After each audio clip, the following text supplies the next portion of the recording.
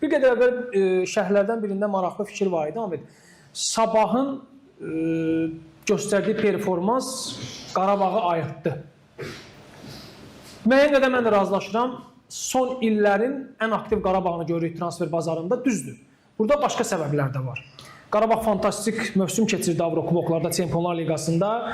Bir çox futbolçularına təklif gəldi, ayrılan futbolçular oldu, artıq bəzi futbolçular uğura doymuş futbolçular idi.